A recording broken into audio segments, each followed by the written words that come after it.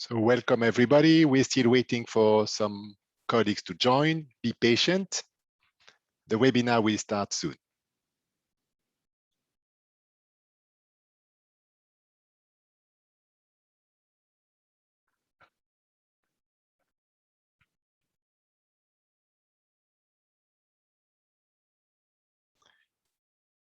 Okay, I think we can start. So welcome everybody. To this important webinar with the launch of this EU for Integrity program. This is done in partnership between OGP, OECD, and the European Commission. I'm Mathieu Bousquet. I'm the head of unit at the DG NEAR in the European Commission, and I will have the pleasure to moderate the session today. So welcome to all. We have a big number of very good panelists that will speak later. And of course, you can use the chat function to speak and to communicate with us. You can also use a Q&A. Now after 1 year of digital, I think we are all experienced with Zoom. So you can use the Q&A and raise your questions. You can also refer to the chat. Now you have some information about interpretation in the chat, and we will put information there. So basically, interpretation is available in English and Russian. And you must be using the Zoom desktop or the mobile app to access this feature. You select language or interpretation button or more on the mobile app, and you tap the language interpretation and select your preferred language, Russian or English. So we will have a meeting of 1 hour and 30 minutes. We will start by 2 recorded videos. Unfortunately, Commissioner Oliver Varey, the European Commissioner for Enlargement and Neighborhood, cannot be with us today, but he had a pre-recorded address. And the same for the Secretary General of the OECD, Mr. Angel Gurria. And then we'll have the pleasure of having Mr. Sanjay Pradhan, the Chief Executive Officer of the Open Government Partnership, to also give an opening remark. And this will be a live opening remark. Then we'll go to the panel, and then we'll get the conclusion after Q&A by my Deputy Director General, Katarina Maternova, and then we'll conclude the meeting. So welcome to all again for this great panel. And now we start with the recorded video of Commissioner Oliver Varey. Dear Secretary General, dear Chief Executive Officer, ladies and gentlemen, I'm pleased to open this high-level event to launch the EU for Integrity program for the Eastern Partnership. The program marks the beginning of an important cooperation between the European Union, the OECD, Anti-Corruption Network, and the Open Government Partnership. Together, we will support the Eastern Partnership countries in their efforts in the areas of anti-corruption, civic engagement, and public administration reform. The rule of law, functioning democratic institutions, and an active civil society are key for democratic transformation of the region and essential for socio-economic recovery and development. Yet, corruption remains a serious challenge in the public and private sectors, holding back the potential of our Eastern partners. Corruption undermines the rule of law and hampers socio-economic development. Evidence shows that it is the #1 obstacle to attracting investment. According to estimates, corruption alone costs the EU economy 120 billion euros per year. The EU for Integrity program will strengthen evidence-based anti-corruption policies and enhance enforcement. To this end, the program will provide a set of anti-corruption performance indicators and promote reforms. Let me focus on 3 key aspects. First, integrity is crucial to stimulate the business climate. Businesses require legal certainty, the absence of corruption, and efficiently functioning administrations to set up their operations.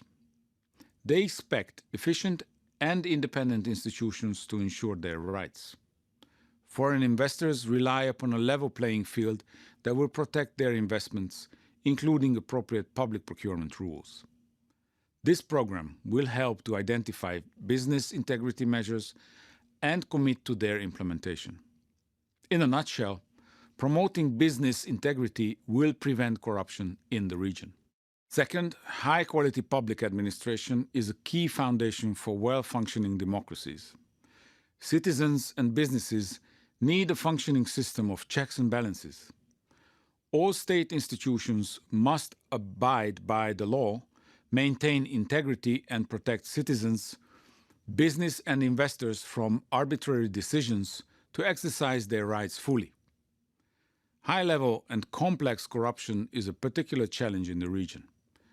Our program will address this by developing a matrix of cases to monitor the investigation, prosecution, and adjudication of cases.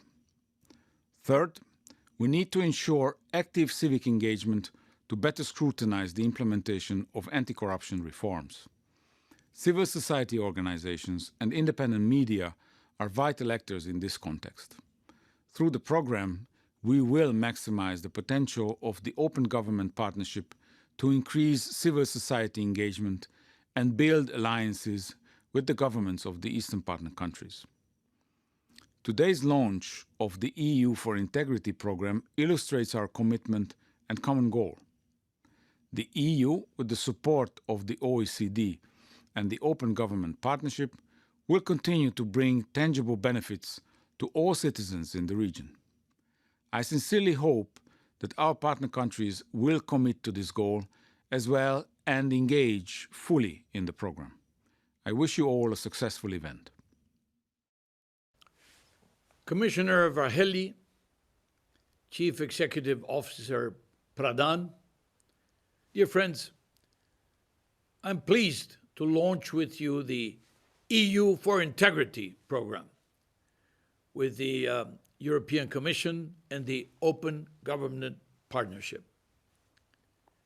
Today, as the world continues to fight the health and economic crisis unleashed by COVID-19, we will be discussing solutions to build a safer, more prosperous world for all. Integrity is key to these solutions.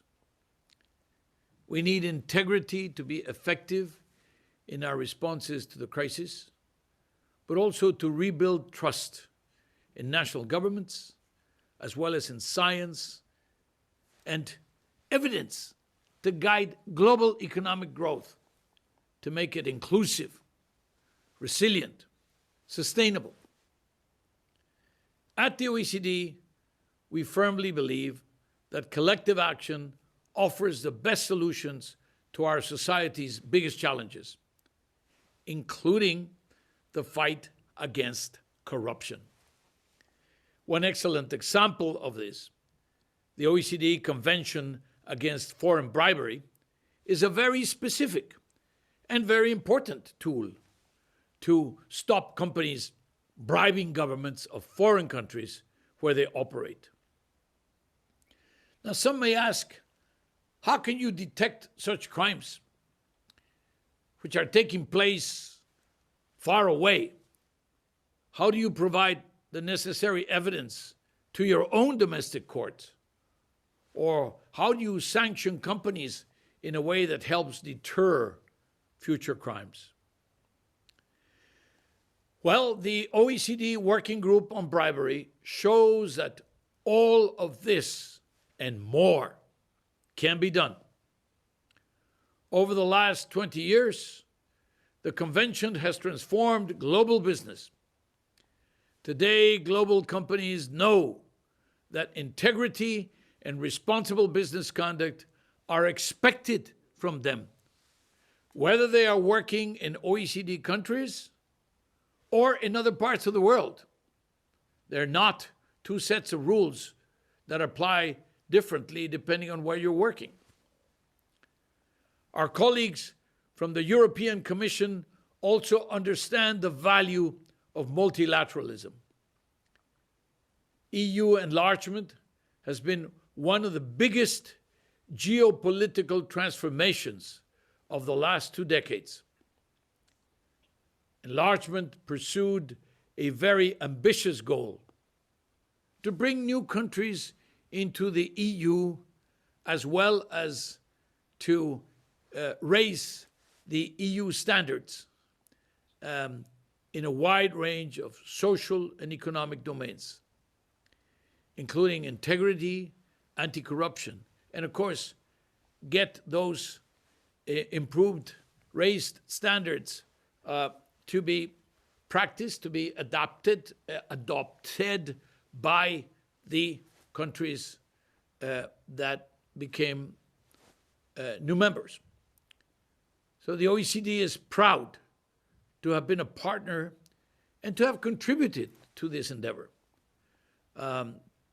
such as through the Eurasia Regional Program, which has advanced the dissemination of OECD standards in the region, the OECD EU Sigma program for good public governance, and the Anti-Corruption Network for Eastern Europe and Central Asia. Today, we're launching the new EU for Integrity program, EU for Integrity program, to help Eastern Partnership countries to both benefit from and contribute to multilateral anti-corruption collaboration. EU support for this program is the proof of a long-term strategic commitment that the OECD fully shares. The EU for Integrity program will also open up new opportunities for both the OECD and the countries that the OECD has worked with in the anti-corruption network for Eastern Europe and Central Asia. That includes Armenia, Azerbaijan, Georgia, Moldova, Ukraine. We are committed to deliver the best from the OECD, such as innovation through the development of anti-corruption indicators, rigorous and unbiased examination of countries through peer reviews, high-quality analysis and recommendations, and exchange of experience and good practices between anti-corruption, law enforcement, and business integrity practitioners. This program will help our partner countries to move their anti-corruption work to the next level of quality and impact, and will promote their integration into the EU and the OECD family. But to get there, partner governments will need to show true commitment to meet the cooperation that is offered. It is important for the future of your countries and the future of your citizens. Improving citizens' lives is a driving force behind all OECD work. In the program we are launching today, the OECD will work hand in hand with the Open Government Partnership, the so-called OGP, allowing us to engage with civil society. The OECD and the OGP have a long history, and our shared goals are reflected in the OECD recommendation on open government. Dear friends, integrity and trust are the bedrock of our society. They are the central pillars of all COVID-19 measures and of recovery strategies. I'm confident that our combined efforts will contribute to more integrity and less corruption in Eastern Europe and Central Asia, and will increase people's well-being in the region. I would like to thank the EU, the Open Government Partnership, and the partner countries for making this program a reality. It is an ambitious program, and we will need to work hard to deliver. But the OECD stands with you to ensure that we do. Thank you.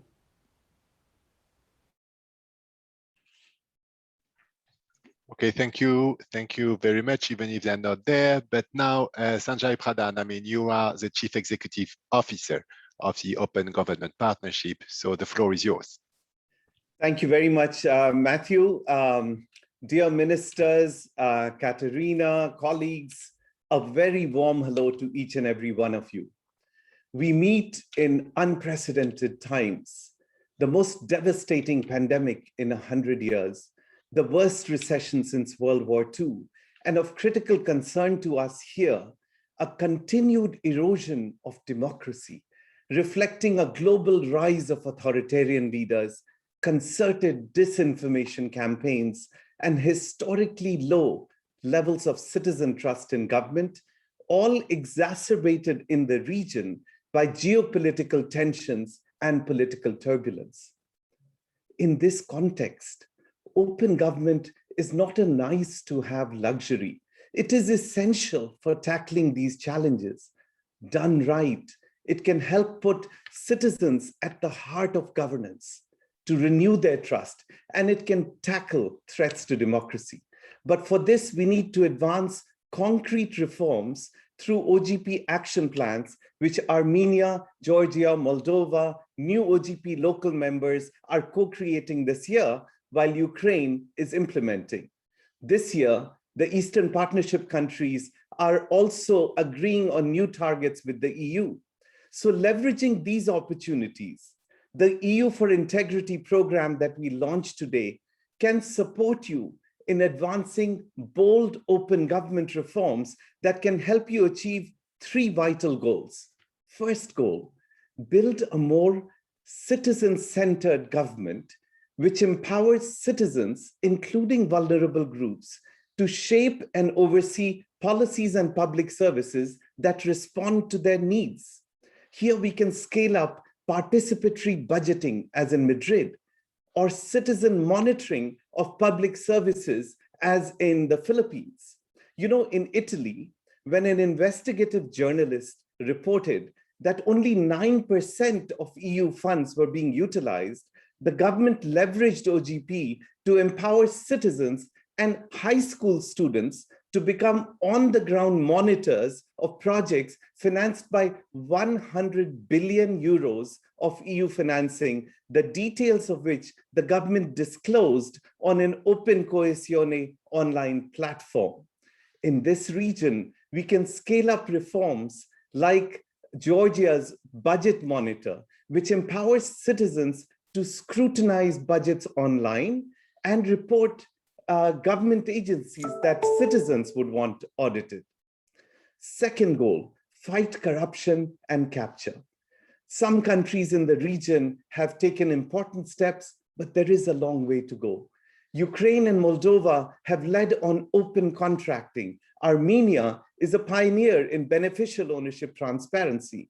Through EU for Integrity, we can support countries to deepen these reforms and raise ambition in two areas. First, ensure independence and openness of judicial institutions to enforce accountability and end impunity. And second, enhance transparency and citizen monitoring of COVID-19 stimulus funds, as in Colombia.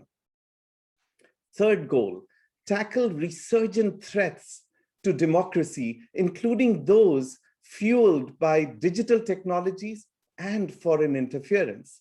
Some OGP countries are tackling polarization through citizen assemblies, which foster dialogue amongst people with divergent views on contentious issues. Finland has launched a digital literacy campaign to empower citizens to spot disinformation. And parliaments are curbing the influence of money and illicit financing in politics by regulating online political advertising in the Netherlands and by legislating lobbying transparency in Chile and Ireland. Nigeria is taking actions to protect civic space, as Azerbaijan needs to do to remain in OGP. Now, advancing these ambitious goals requires that international partners better coordinate and support courageous reformers like yourselves. That is why for EU for Integrity, we are absolutely delighted to join the European Commission, which provides policy frameworks and vital support to reformers, and the OECD Anti-Corruption Network, which provides anti-corruption tools and models. From OGP, we can leverage our global partnership of 150 national and local governments and thousands of civil society organizations to facilitate peer exchange amongst reformers within the region and outside the region. And through this program, we can provide you the latest research, financial support for civil society, co-creation and implementation support for governments, innovation grants, and awards for successful reforms. So in closing, I call on you to advance ambitious open government reforms to build a more citizen-centered democracy that can renew trust, reforms that you can showcase at our 10th anniversary summit in December this year. There, the Eastern Partnership countries can be visible champions in a refreshed coalition to push back against the rise of authoritarianism and to renew democracy. We in OGP stand ready to support you in this vital journey. Thank you very much. Thank you, Sanjay. Thank you very much. So you heard a presentation by the three organizations that have joined forces, for this program. And now we are going to move to the panel discussion. Before we move to the panel discussion, one logistics comment. When you ask a question, can you please refer to who you ask the question in the Q&A button icon? That's the first one, that's about logistics. But before we move to the panel with very distinguished panelists, I just wanted to recall clearly what the objective of EU for Integrity is. It's really to improve anti-corruption policy making, monitoring, and evaluation, and to bring also innovative solutions, and Sanjay mentioned some of them, that have been tested in other countries for a co-creation, bringing civil society and public authorities working together to eliminate, if possible, eradicate, but certainly diminish corruption in Eastern Partnership countries, which is a way to economic recovery, reform, and success for further integration and relationship with the European Union. So let me present the panelists. So we have a very excellent panel of 9 panelists, 5 from government authorities and 4 from civil society. So we will have Mrs. Olesea Stamate, Justice Advisor to the President of the Republic of Moldova, Christine Grigorian, Deputy Minister of Justice of Armenia, Ilya Darshiashvili, the head of the government administration of Georgia, Kamran Aliyev, Prosecutor General of Azerbaijan, and Artyom Sitnik, the director of the National Anti-Corruption Bureau of Ukraine. That's for the public authorities.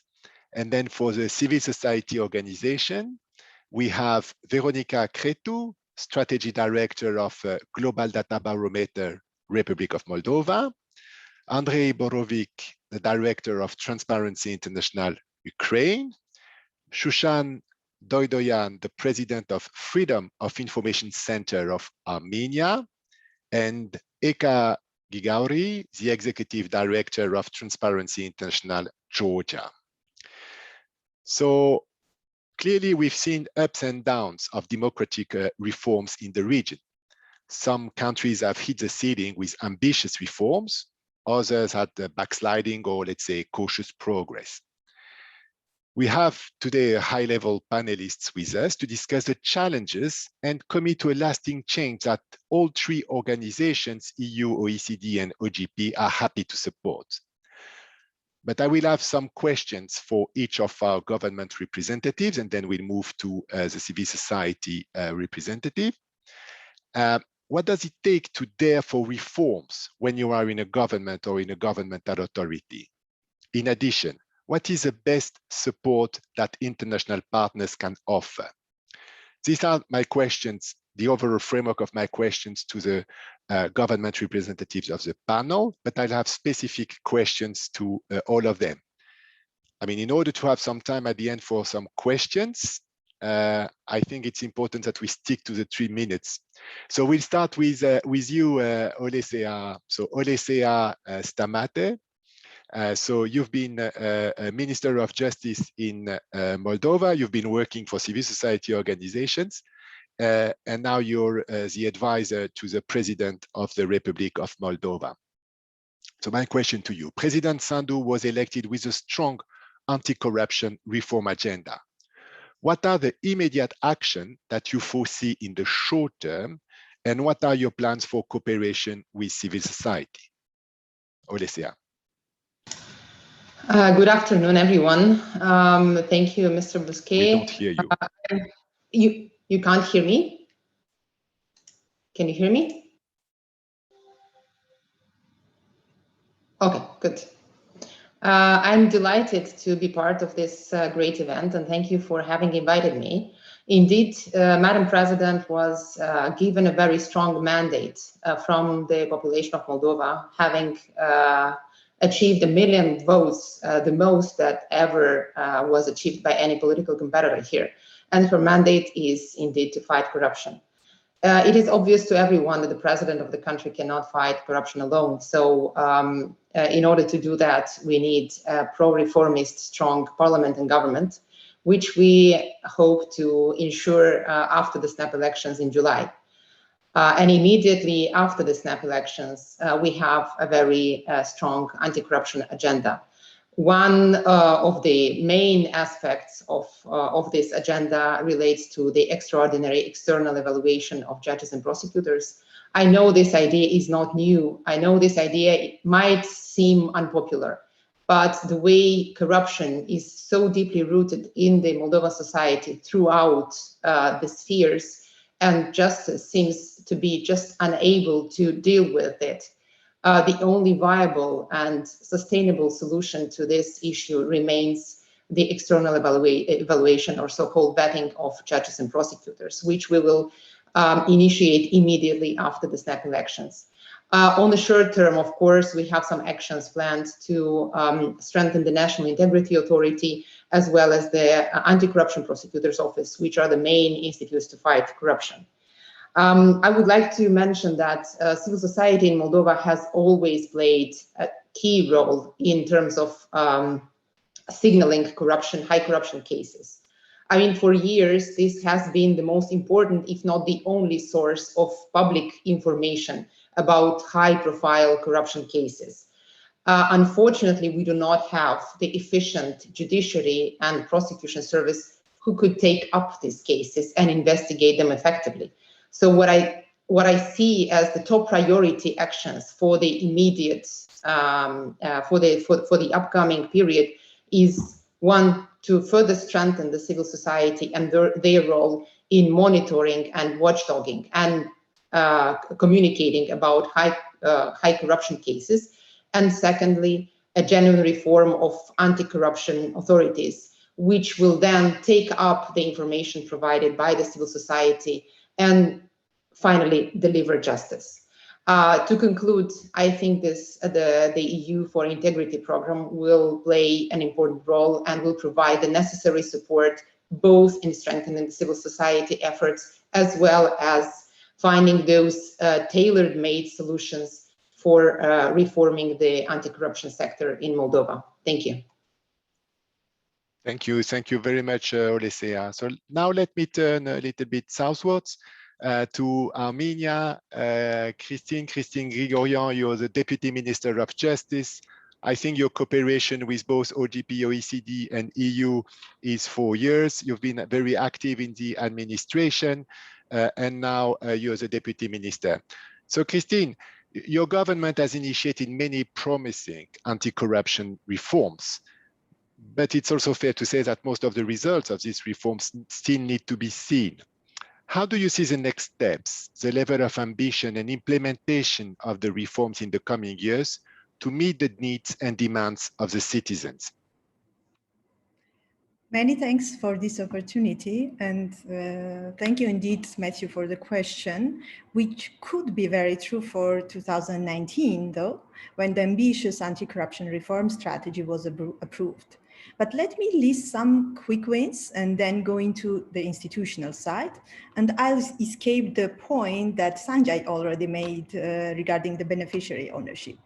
First, on my list, we have tripled the number of persons who submit declarations of assets and interest from 3,000 to 9,000 now, and overall the number of declarants currently is more than 30,000.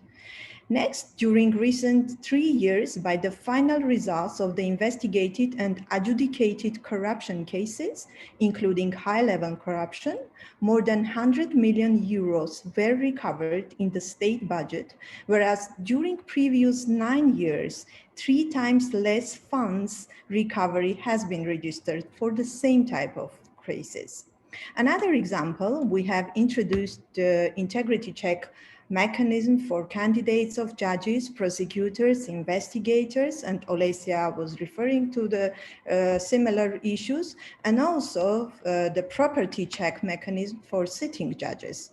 The mechanism, which is functional only 12 months now, already proves its efficient and balanced nature. For instance, based on the property check of members of Supreme Judicial Council, 3 disciplinary, 3 administrative, and 1 criminal case has been instituted. According to the results of an integrity check of candidates for prosecutors, no person with a negative conclusion was appointed, and 1 criminal case has been initiated. But let me highlight that our strategic goal is building the anti-corruption institutional framework, strong and independent institutions dealing with prevention, investigation, and adjudication of corruption cases. We have already established the first institution, which is the Corruption Prevention Commission, which is inter alia responsible for the checks I was referring to earlier. But by the end of this year, we will have the specialized anti-corruption committee, a law enforcement body, fully functional, and the anti-corruption courts early next year. Meanwhile, last year, we have established a specialized department in the Prosecutor General's office dealing with civil asset forfeiture cases. This department has opened more than 220 inquiries, meaning cases, and the very first cases will appear before the court very soon. Finally, I will mention also the Corruption Perception Index, where Armenia has improved its rating with 14 points during recent 2 years, which means annually by 7 points, whereas in the course of the previous 7 years, only 2-point improvement had been registered for Armenia. This comes to prove that the initiated reforms already has solid impact on the perception of the citizens, as well as on the level of the trust. Nonetheless, much work to do, and as a government, we clearly see 2 important actors to partner with in implementing the reforms. First, the healthy and vibrant civil society to hold us accountable, and indeed the international partners whose role in providing the tailored expertise will remain important in this democratic path. Thank you very much. Thank you very much, Christine. And it shows that, I mean, when there is some political will, I mean, things can change and even in short time already achieve some results which need to be sustained. Let's move now to Georgia. With Ilya Darshiashvili. Is the head of the government administration in Georgia. Ilya has worked in the private sector. He's worked as a diplomat, has been ambassador. He's worked as a vice minister in the Ministry of Regional Development and Infrastructure, and now he's head of administration. So Ilya, I mean, Georgia's anti-corruption efforts have been shining bright in the past. I mean, there's no secret in the region. But now the question is how to sustain these efforts, and what is the next generation of reforms and commitments to the citizens of Georgia? Ilya. Thank you, Matthew. Thank you for this great opportunity. I'm really happy to be here. And thanks for the question. Exactly. I mean, Georgia's European future and Georgia's European path is really successful. And we know this story. This process is moving forward, and you know that we have openly declared our future destination, and we are moving through that process. Also, I wanted to underline that exactly, you absolutely correctly mentioned that Georgia is working hard to move forward through these reforms. And first of all, I just wanted to underline that we're not, first of all, we're not doing these reforms. We're not keeping this reforming process moving forward just to get somewhere. No, first of all, this is our internal interest and our internal perception to make this country attractive from the prism of Brussels and from the prism of the European Union. And we want, through these reforming processes, make this country with its value-driven society, and to make this country attractive for the European Union. We are extremely happy to be part of OGP community, and we are contributing to that. And I just wanted to take this excellent opportunity and express our deepest gratitude to Sanjay Pradhan and his team, always backing and helping Georgia on that path. And also just wanted to underline very briefly that we have established a committee here inside the OGP Georgia. And we're really proud to say that we're going to we have civil society on board, and we want their voice to be heard, and we are looking for to have them engaged in the process. And we are about to have our first ever session. We want them to also be part of this process inside the building of our action plan for the upcoming years. So yes, it's been easy, Matthew, before to deal with these reforms and keep country moving forward before the pandemic. But you know, at this in this reality, the world is facing challenges. And now we should work hard to find how effectively and efficiently deal with, on the one hand, deal with the pandemic, and on the other hand, how to keep countries' reforms and moving forward.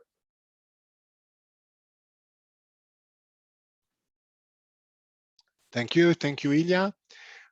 Let me remind also all the participants that they have the possibility to ask questions to our panelists. I mean, using either the chat or the Q&A function under Zoom. So let's move now to Azerbaijan. Mr. Kamran Aliyev, you're the Prosecutor General of Azerbaijan. So you have a long career. You've been Director of Scientific Educational Center, the Director of Anti-Corruption Directorate with the Prosecutor General, investigator, senior investigator of the Investigations Department. You have also an impressive network and international positions. So you've been appointed Prosecutor General of the Republic of Azerbaijan in May 2020. So you are best aware of the enforcement challenges relating to fighting corruption. So now, from your perspective as Prosecutor General, what do you see as the main challenges and opportunities for Azerbaijan to tackle corruption to also meet the citizens' needs? Chairman, dear colleagues, good afternoon. I am grateful to you, Mr. Chairman, for this opportunity and for raising these very important points. I must say that the policy and efforts of the Azerbaijani government mainly focus on increasing economic well-being and enhancement of social stability. For the mentioned purposes, the Azerbaijani government implements reforms in the public administration sector and other areas of the national economy. Through these reforms, the government aims to establish a favorable business environment, ensure transparency in public governance, and rendering public services, enhance democratic values, and guarantee the rule of law, and increase citizens' economic and social welfare in the end.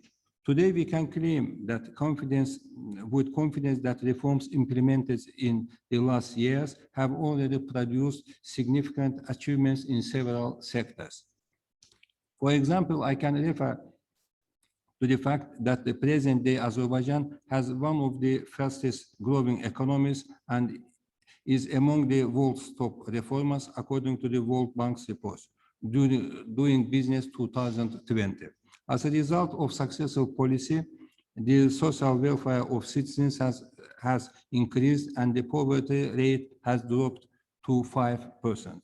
And Azerbaijan has turned into a leader country in the region. The country now has a modern legislation, anti-corruption legislation in line with international standards, which has been noted by various international and regional monitoring mechanisms.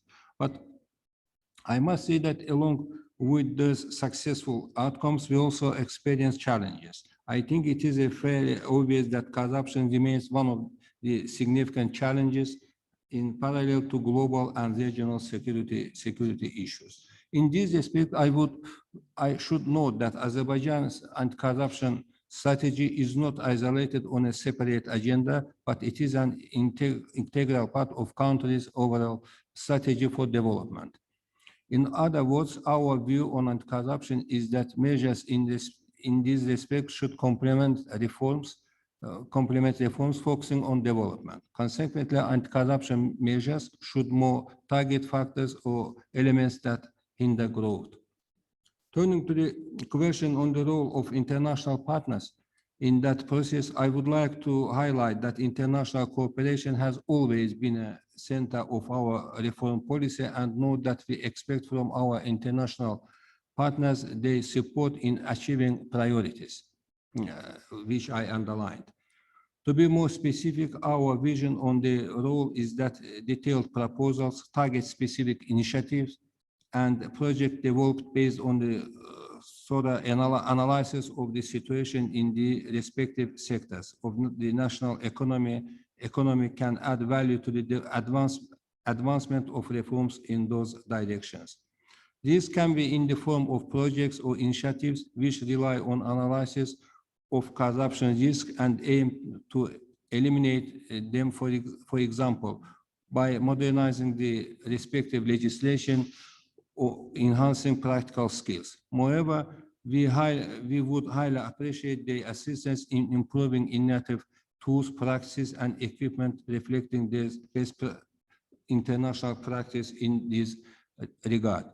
And answering your specific question, I must say that two things from my point of view now, we need to pay very serious attention. First of all, improving again our legislation, and not less important, to implementation of legislation. Speaking about improvement of the legislation, I mean that we need to introduce new institutions into our legal system. To be more specific, there is a growing necessity for reviewing the legislation framework to limit immunities and privileges of certain groups of public officials. I mean here judges, members of parliament, and etc. We also observe a greater need for the introduction of a plea bargaining system in order to investigate and prosecute high-level corruption cases. Thank you very much for your attention. Thank you very much. So now we move to Ukraine. Artyom Sitnik, I mean, you are the director of the National Anti-Corruption Bureau of Ukraine, which is a new institution which was created basically from scratch in 2015. You've also became the first head in the history of Ukrainian law enforcement agency to be elected, I mean, through an open competition. So Artyom, my question to you is the following. Ukraine has come a long way to create an anti-corruption institutional architecture, and NABU has been a champion of the fight against corruption for Ukrainian society, but even for the world at large. Being a champion sometimes means being challenged. So what is the key to success and to continued success, and how to sustain positive momentum and achieve impact? Please. Добрый день. В первую очередь хочу поблагодарить за приглашение, за возможность выступить, рассказать о нашем опыте, рассказать о наших проблемах. И отвечая на ваш вопрос, могу сказать, что я думаю, все помнят, что в Украине в 2014 году произошло событие, которое называют революцией достоинства. Основной причиной этой революции было то, что запредельный уровень коррупции в стране, и, соответственно, общество вышло на Майдан и требовало изменений. И НАБУ, которое я сейчас возглавляю, является прямым последствием запроса общества на борьбу с коррупцией. Нужно отметить, в чем факторы нашего успеха. В первую очередь, это то, что НАБУ – это первый и пока что единственный правоохранительный орган, который создан с нуля в независимой Украине. Все остальное, что у нас работает, это наследство Советского Союза, которое мы никак, к сожалению, не можем до конца реформировать.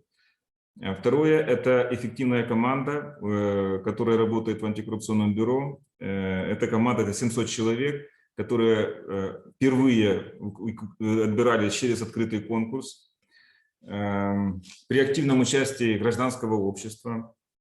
И для примера того, что очень много людей хотели приобщиться к этой борьбе, мы выбрали 700 человек среди 45 тысяч людей, которые подавались на конкурс в антикоррупционное бюро. То есть очень много людей хотели работать у нас, и мы, естественно, выбирали самых лучших, и опять же при прямом участии гражданского общества.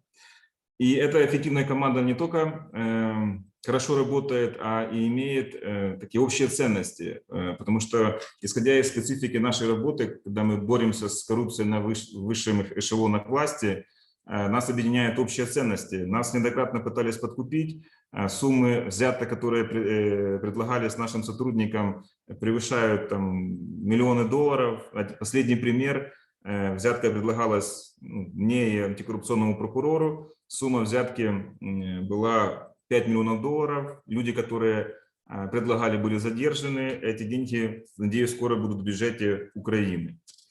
И также фактором, который дал возможность нам запустить НАБУ и работать эффективно, это международная поддержка, но и поддержка гражданского общества. Потому что, к сожалению, мы все годы нашего восстановления, все годы нашей работы ощущали огромное сопротивление со стороны отдельных государственных институций, со стороны представителей разных политических сил.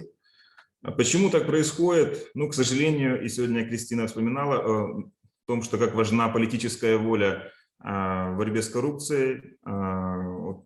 Ключевой проблемой Украины это всегда была недостаточность политической воли для борьбы с коррупцией. Я остановлюсь на конкретных примерах. Для того, чтобы каким-то образом остановить НАБУ, уволить руководство, лишить полномочий, в парламенте было подано больше 20 законопроектов, И только благодаря, опять же, поддержке международных партнеров, благодаря поддержке общества гражданского, пока что мы работаем, пока что мы имеем гарантии независимости и продолжаем свою работу.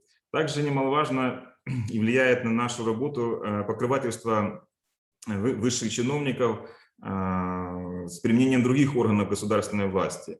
Суды, прокуратура иногда выносят решения, которые фактически блокируют наши расследования, и, к сожалению, это тормозит процесс привлечения высших должностных лиц к уголовной ответственности. Также мы имели и имеем огромную проблему с судами, поэтому мы с 2016 года настаивали на создании антикоррупционного суда, и до создания антикоррупционного суда наши дела просто останавливались на стадии рассмотрения в суде, и фактически никаких приговоров не было. С момента начала работы НАБУ мы задержали на получение взяток больше 60 судей. Из них уже благодаря созданию антикоррупционного суда почти 10 судей получили реальные сроки содержания под стражей. Вот. И это показывает, насколько правильной была идея создания специализированного суда, который рассматривает дела по коррупции в высших эшелонах власти. К сожалению, судебная реформа в Украине еще не закончена.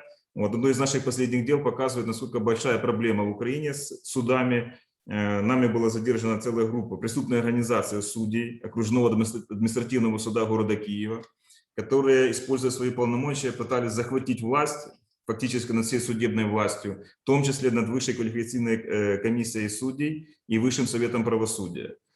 Поэтому, с одной стороны, в Украине работает и эффективно работает созданная антикоррупционная инфраструктура, НАБУ, антикоррупционная прокуратура, антикоррупционный суд, агентство по предотвращению коррупции. С другой стороны, мы постоянно ощущаем сопротивление и видим постоянно попытки эту систему или подмять под себя, и в другой способ лишить нас независимости.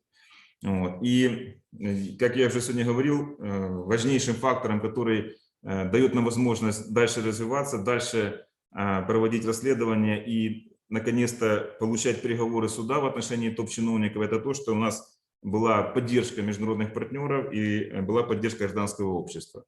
Вот. И напоследок хочу сказать, что мы с удовольствием приобщаемся к этой платформе и готовы поделиться опытом нашим, рассказать, какие проблемы у нас были, с какими проблемами мы смогли справиться, с какими проблемами мы сейчас справляемся. Спасибо за внимание.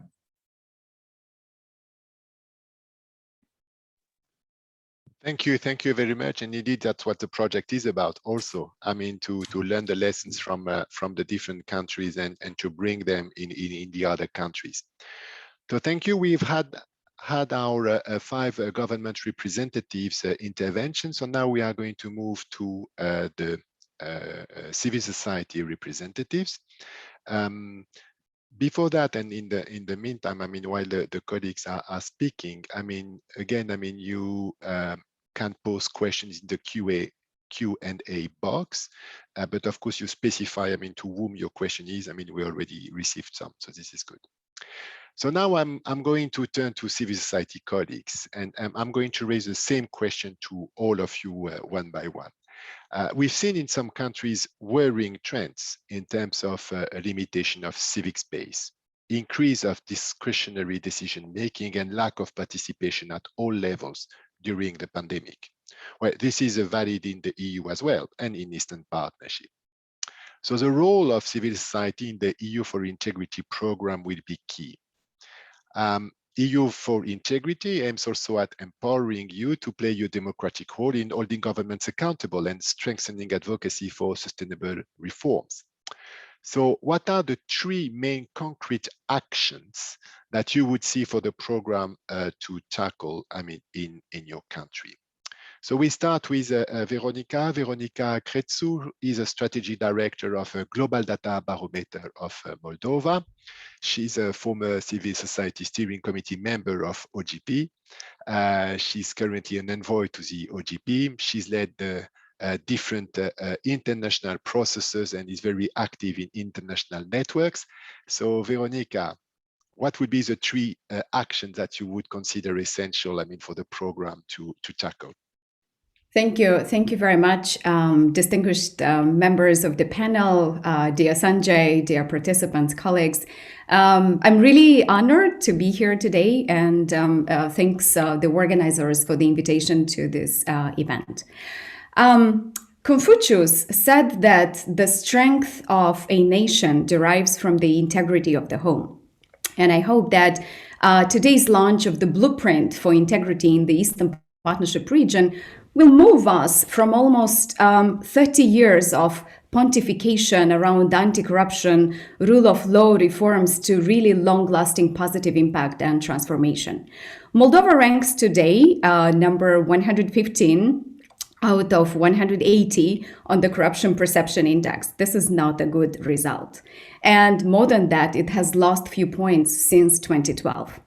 Back then, Moldova was promoted as a story of success on many fronts, with open data and citizen engagement mechanisms getting global attention and even recognition.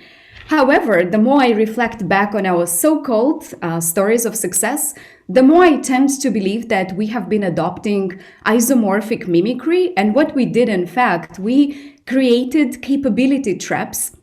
And those strategies for public sector improvement, such as training, reform, generating better evidence, forcing compliance, have really failed to deliver. We do need to urgently get out of this mimicry, and civil society should be part of the design in moving forward. But how? 1. Moldova needs a clear longer-term vision, a theory of change, if you want. It will help to galvanize support and help face those challenges associated with frequent transitions in government, natural disasters, pandemics, or economic downturns, and really help strengthen resilience at all levels. Moldova should have a vision for at least the next 30 to 50 years if it wants to exist as a well-functioning state. In line with this, civil society has to learn to play multiple roles. One of the roles being a co-designer and co-creator of this longer-term vision. And this is where CSOs would greatly benefit from support of our EU partners. 2, the government of Moldova should rethink its transparency in decision-making agenda and ways it engages with its civil society partners. Current mechanisms are weak, are opaque, and with the COVID pandemic, most of them have become completely dysfunctional. Establishing knowledge-sharing, expertise-based hubs where sectorial problem owners and solution owners would go through iterative processes for health sector, education, public procurement, security, or demographics might be something worth exploring. And this is where CSOs would benefit from strengthening its expert role. And 3, integrity does require high-quality data to deter corruption.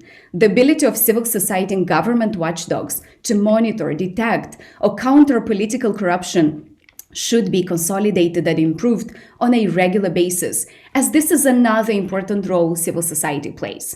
Online data-based platforms such as governance reform scorecards should become part of the modus operandi of the government rather than remaining sleeping beauties. And initiatives such as the Global Data Barometer, which tracks political integrity data, should trigger more high-level strategic commitment at the country level and in the region for the improvement of the data landscape. I thank you very much for your attention, and I stand ready to provide any support I can to this wonderful initiative. Thank you. Thank you, Veronica. Thank you. Very, very clear and good proposals forwards that we will look at, of course. So now let me turn to Ukraine. Andrei Borovik, you're director at Transparency International, where you're member of the Public Controller Council and as a National Anti-Corruption Bureau of Ukraine. You are an economist, you've worked as an investment analyst, and you've also managed a division in the Reform Department of the Prosecutors General Office. So, I mean, your views would be quite relevant in this context. Please tell us, I mean, what do you see the 3 main actions that the program should tackle? Andrei. Yeah, thank you for introduction, and greetings to everyone. It's really an honor to be here with all of you today. if talking about the Ukraine, for the last 30 years, our country has gone back and forth in terms of democratic progress and reforms. Politicians, presidents, thanks God we had a few presidents than the only one, promised lots of reforms and change, but the results were rather modest than extraordinary. And in order for Ukraine to move on with the reforms, we should understand that only complex actions and tough reforms should be done, because there is no easy solutions when we're trying to change the system. So my first proposal for the action would be actually part of your question. I think that in order for the government to be more accountable, it should be limited in power. For example, deregulation and privatization should be a #1 priority. Even just these two actions may considerably decrease corruption and I think improve quality in the sphere of public management. Secondly is, of course, the rule of law and justice. A rule of law in the broadest meaning. Since 2014, there have been considerable efforts to create new and untainted institutions capable of fighting high-level corruption. In general, these efforts were successful. We have Anti-Corruption Bureau, we have Anti-Corruption Special Prosecutors Office. After 3 years of advocacy, we have High Anti-Corruption Court. But these all institutions are, let's be honest, small. But other part of the justice system, such as police or other investigative bodies, prosecution, and finally courts, there was literally no any reforms, and we only talk and discuss how it should be conducted or try to present something new like a patrol police, but it's not going any further. It is so it is necessary not only to restart and accelerate all these long-awaited reforms of all of these bodies, but also to look at the legislation field. So actually look into the rules under which these agencies are operating. So justice institutions must stop being considered as hubs for corruption and abuse. And finally, I think one of the most obvious actions, which is really common for most of the countries in the world, is digitalization. Digital tools increase the speed of exchange of information, decrease human factor, and give citizens and state more opportunities. Ukraine already proved with our the most transparent public procurement system, ProZorro, public auction system, ProZorro Sale, electronic asset declaration system, that we can innovate and we can impress other countries, and we also can export our experience. So I think that the next breakthrough project can be electronic contracts or open contracting that will definitely improve public governance and simplify financial and public control. And by the way, this is one of the OGP action plan commitments to Ukraine. And I truly believe that implementation of above mentioned measures will secure transparency and sustainability of any potential reforms in the future. Thank you. Thank you, Andrei. I mean, this is quite clear and ambitious, but a clear way forward. Let's now move to Armenia. I mean, Shushan Doidoyan, you're the president of Freedom of Information Center of Armenia. You're the founder of this organization in 2001. In June 2015, at the Universal Rights Award ceremony, you were awarded with a Freedom Defender Award in recognition of your outstanding efforts pursuing freedom of information, transparency, and accountability in public decision-making. Congratulations. So you're the country representative of the Reporters Without Borders and one of the founder members of Access Info Europe. Shushan, 3 actions. Thank you for this great opportunity. It is also, for me, it's a great honor to be here and deliver key messages. So the first concrete action I would recommend to implement is to empower the people with access to information, which is a key to protect journalists, to ensure accountability of the government, and fight against disinformation. Indeed, disinformation became a major concern in the world and also, of course, in all Eastern Partnership countries. Media are flooded with hate speech, disinformation, and manipulation. Anti-media sentiments are flooding the social platforms, which is a quite new tendency, and it ruins the trust towards the media. So the second action I would recommend is tackling disinformation through stimulus of the youth. We see the youth as the strongest partner of a change. First, to produce high quality content using both information verification tools and exercising information requests. And second, to invest their improved watchdog capacities for revealing the wrongdoing of authorities, holding them accountable, and serving the public's right to know. And finally, the third area I would like to highlight is the transparency of the media ownership. At present, censorship does not control the media. It's ownership that controls the media. How can people evaluate the reliability of information if they don't know who provides it? How can people trust the media if they don't know who stands behind it? Taking into account the predominant decline of public trust towards the media, the public has the right to know who stands behind the media outlets. The public needs access to trustworthy information revealing basic identity data of the media, as well as all relevant information on ownership of the media.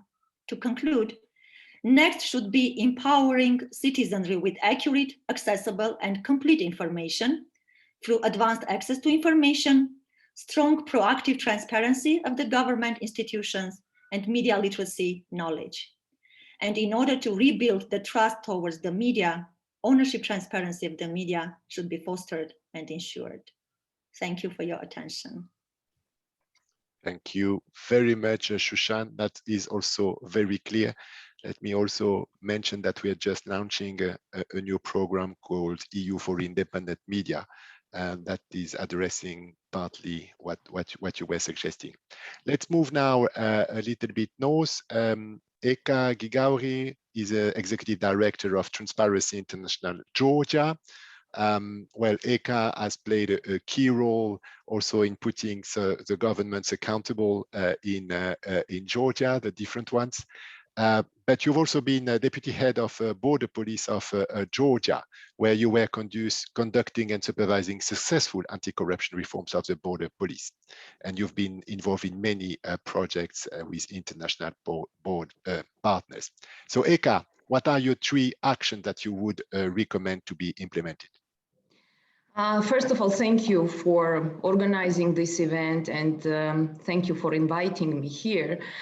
I would say from the beginning that you also mentioned in your remarks that Georgia was like really the shining star when it comes to the anti-corruption reforms, especially in this region. And colleagues talked about the e-procurement system, like the special platform where the declarations of assets of the public officials are uploaded. Also, they talked about the media transparency and ownership, transparency of media ownership and all that.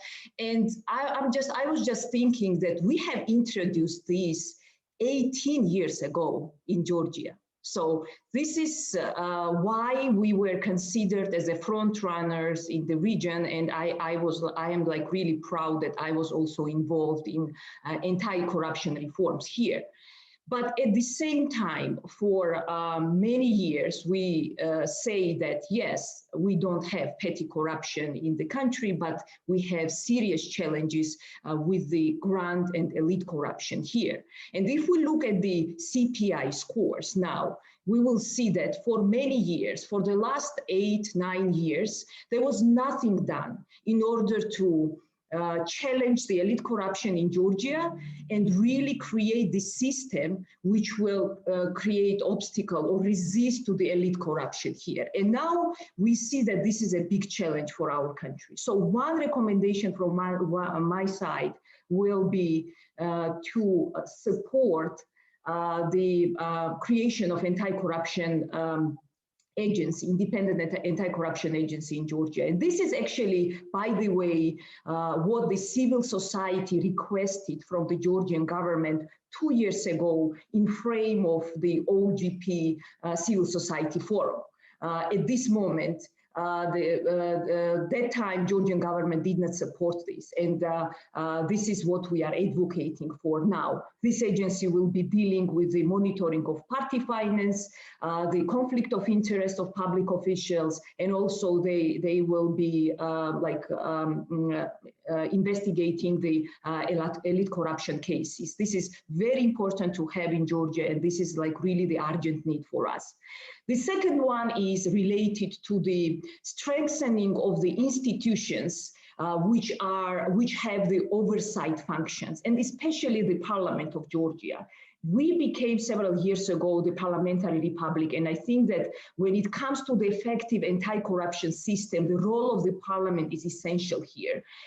Also, when speaking about the agencies with the oversight functions, I also mean the state audit agency and the public defender and such institutions. They really need the support, and they should be the essential part of the anti-corruption system.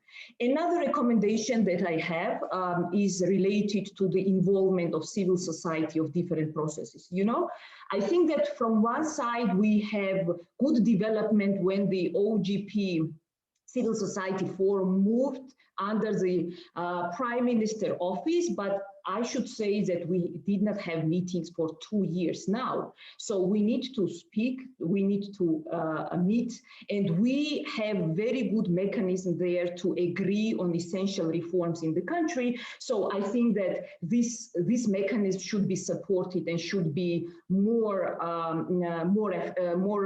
intense now. What I also find very important, of course, to defend and support the civil society and media in Georgia.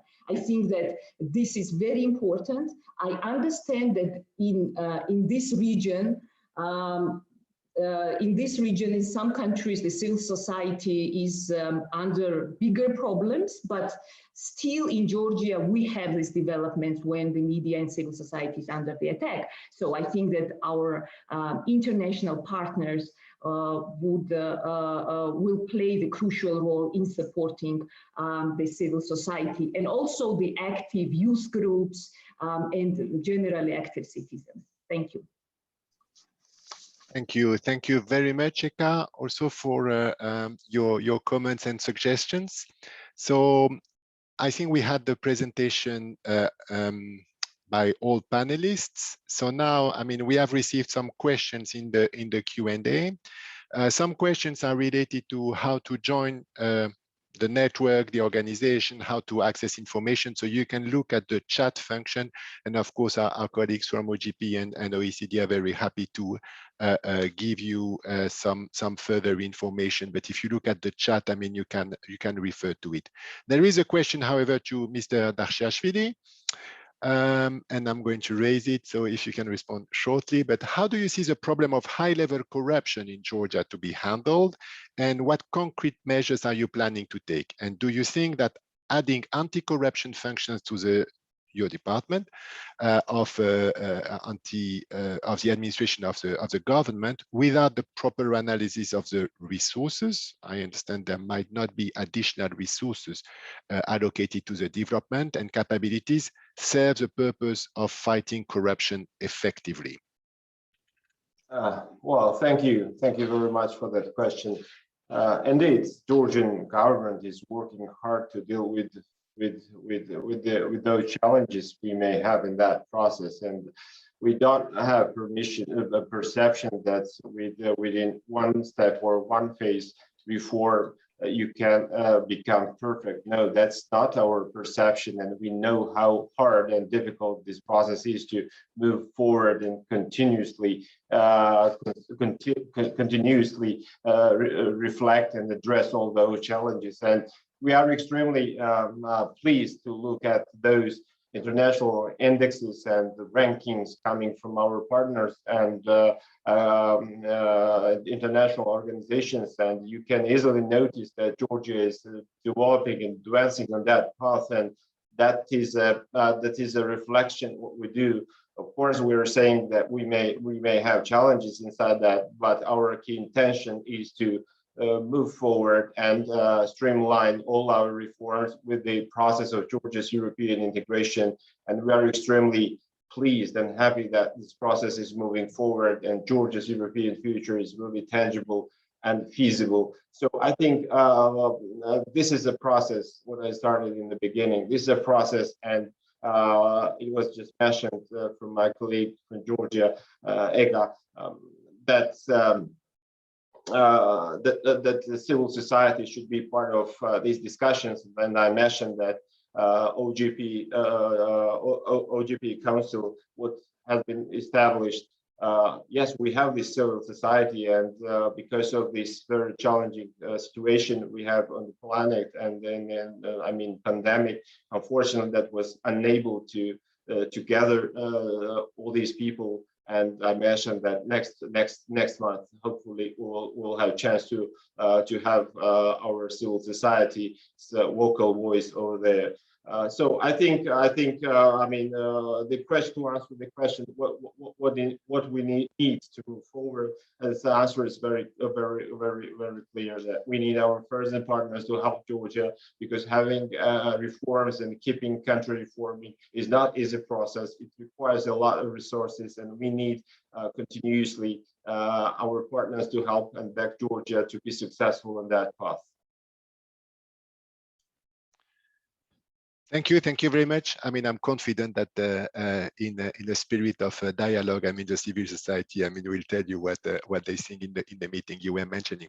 Okay, very good. So maybe before we get, and I'm very happy to see that Katarina Maternova joined us, but before going to the conclusion by Katarina, I'd like to ask each of the panelists, I mean, one simple question, and maybe if you really think about responding by one word, maximum one sentence, and we will go in the reverse order. I'm already anticipating, so we will start with Eka.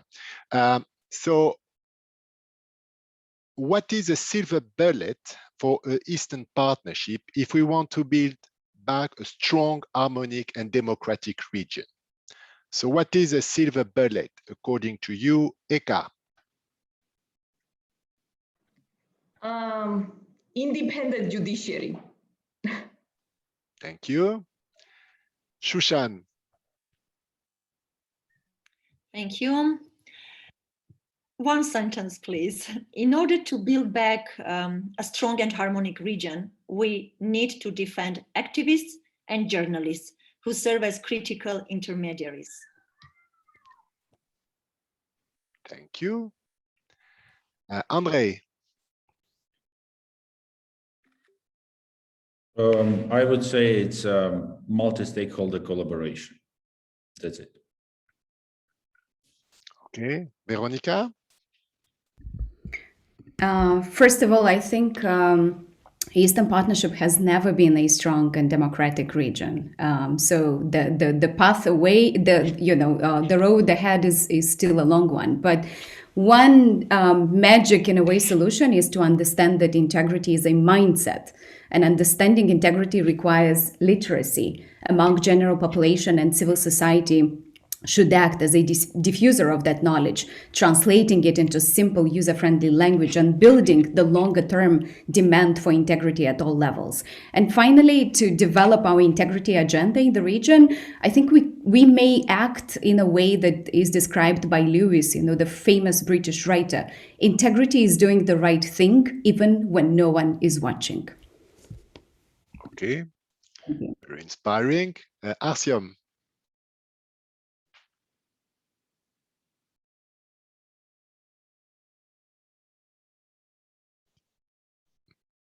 Artyom.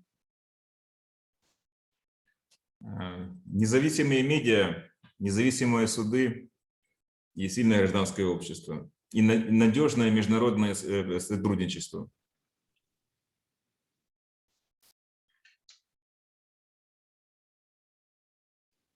Thank you. Kamran. We need to be connected and share and exchange information, experience, and best practices. Thank you. Ilya? Well, I think transparent state institutions, I think, is one of the key drivers for that direction. Very good. Christine? Thank you. To my opinion, the silver bullet frames our anti-corruption vision, dedication, hard work, learning and partnership.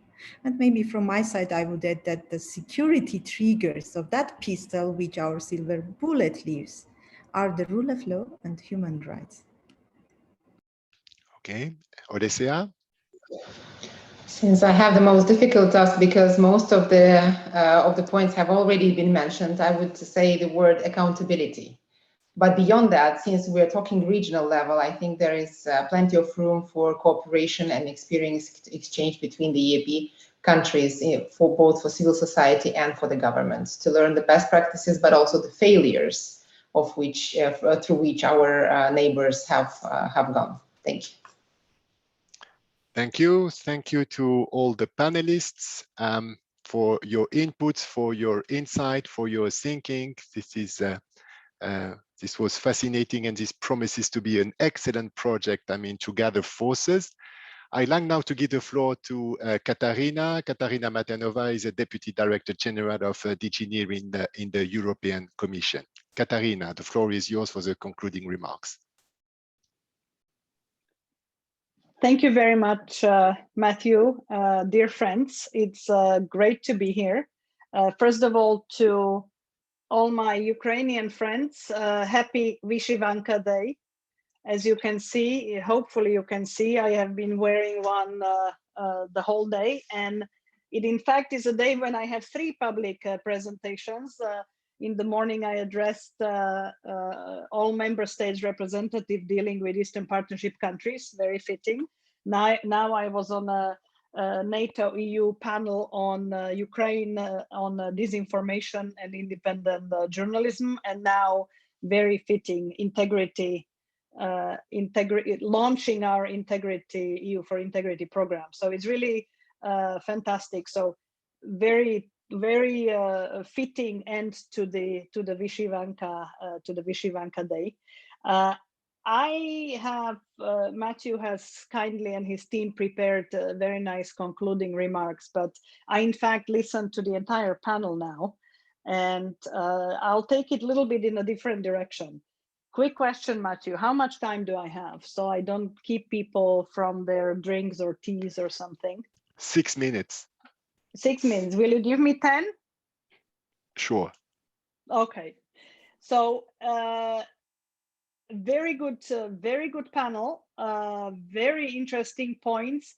Let me just quickly summarize what has been said. Independent judiciary, silver bullets, independent judiciary, import a strong intermediaries such as journalists or activists, multi-stakeholder collaboration.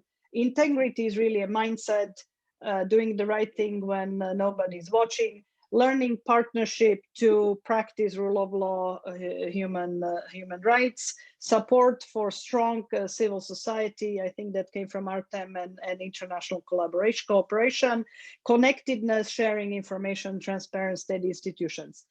All of them are silver bullets, with one exception.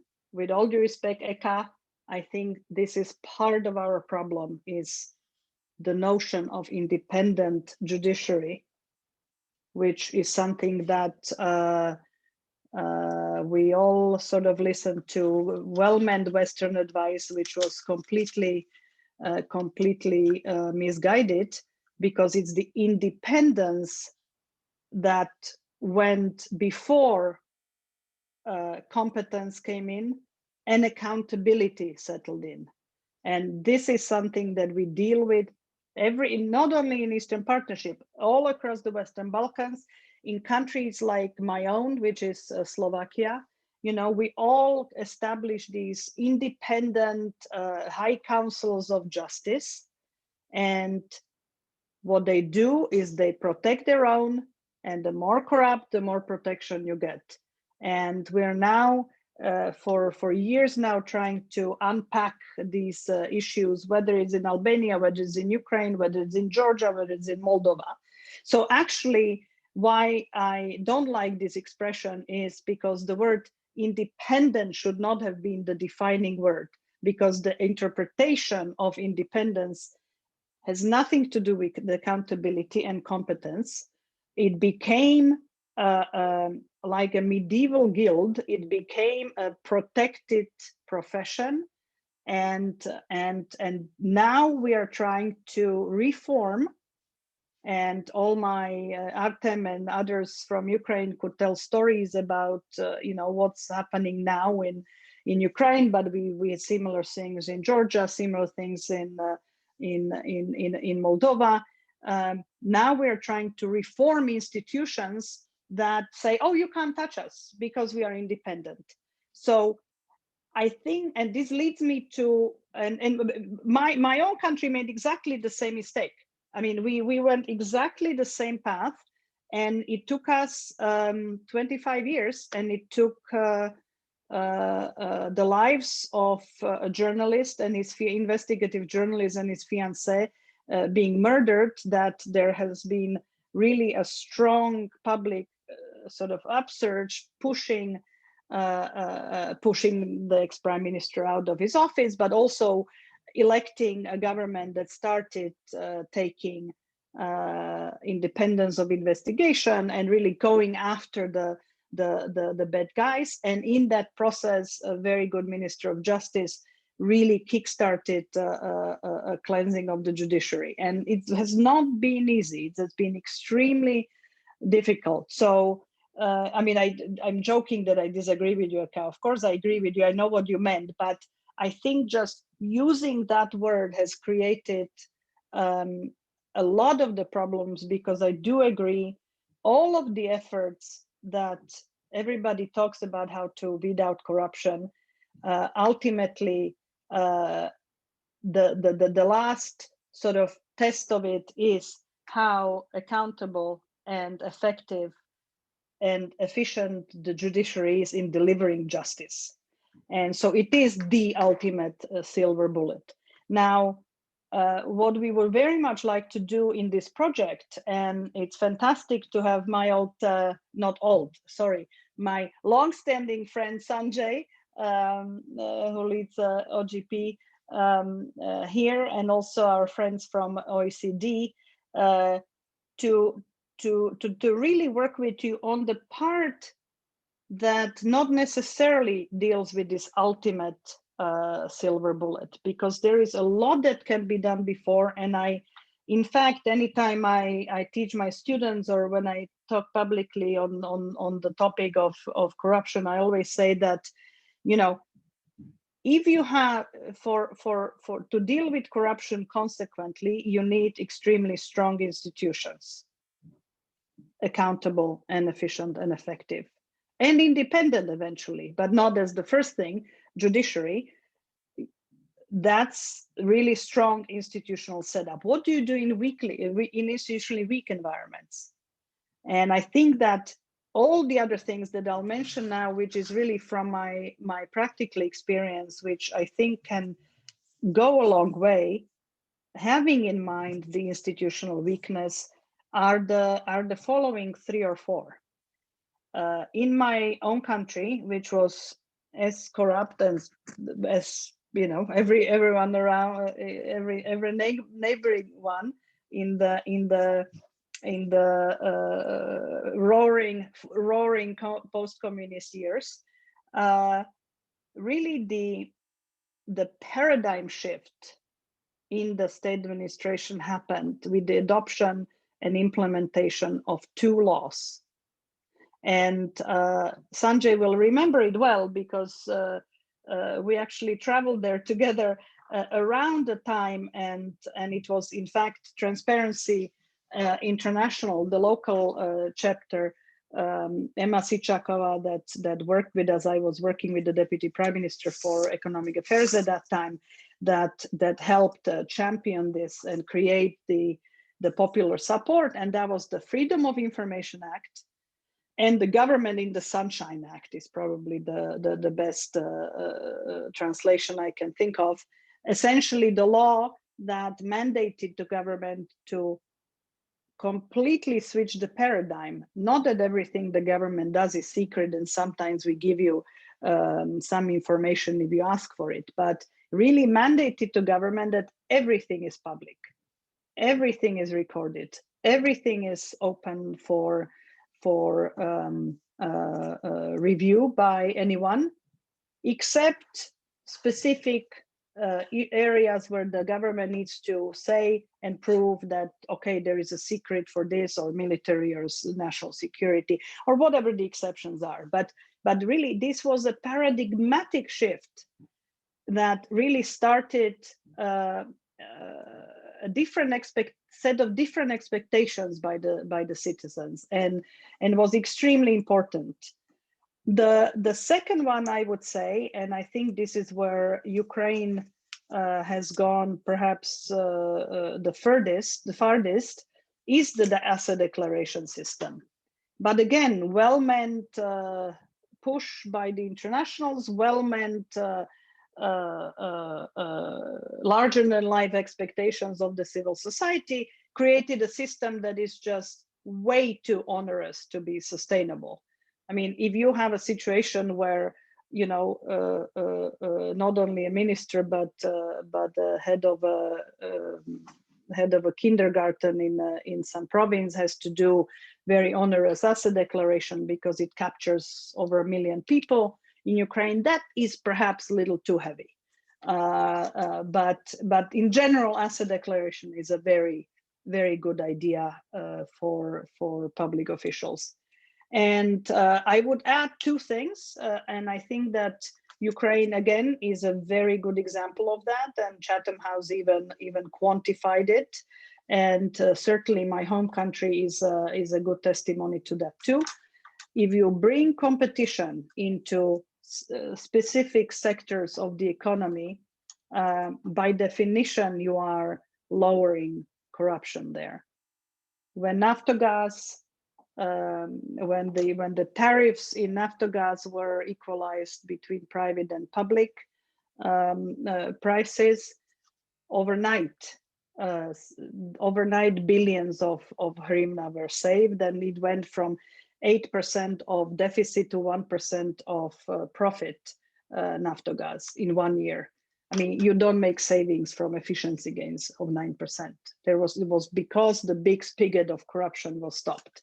Or when you manipulate fixed exchange rates, if you go floating, the same thing happens. So in Slovakia, there were huge corruption in the banking sector. And when we cleaned up and restructured the banks, they were privatized and well managed. Overnight, there was no space to make that corruption. So bringing competition in sector by sector. And the last point I would make, and I did not hear a lot of this being that much reflected in this last panel for very obvious reasons. You are all the intermediaries, as our Armenian friend said. So it's not, with the technology these days, it's not only the NGOs that bring the potential for keeping the government to account. I think that there is huge scope now with technology to do citizen monitoring, citizen scorecarding. I realize that it's a touchy subject, talking with lots of NGOs in the public, because some may feel disenfranchised and the role of intermediaries undermined. I think that doesn't necessarily need to be the case. I think the advocacy and a lot of the expert watchdogging needs strong intermediaries, strong civil society, journalists. But I think that this element was incredibly difficult to do, or not incredibly, but it was not as easy to do. Now it's very easy to introduce, which is citizen feedback on the provision of public services. And but perhaps you talked about it earlier in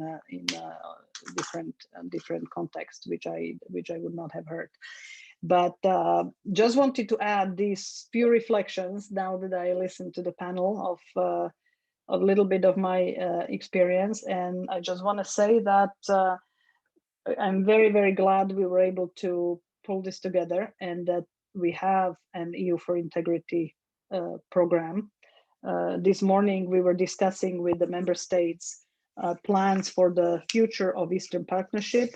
And in fact, I was explaining to them the two pillars on which we want to build it. One is the investment pillar, to invest in prosperity and green transformation, digital transformation, SMEs, the real economy.